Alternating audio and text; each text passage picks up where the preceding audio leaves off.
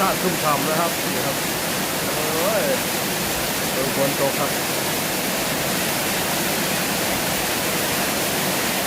ตกแห้งร้ายครับเลยดิ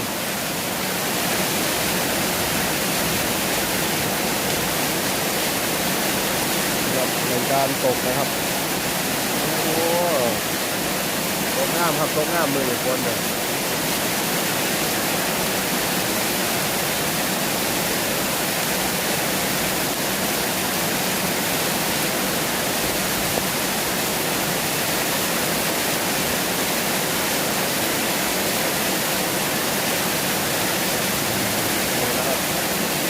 ตกแห้งร้ายครับฝน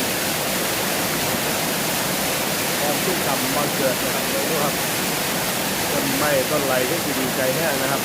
หลังจากที่ฝนตกมาชุ่มฉ่ำชุ่มฉ่ำนะครับ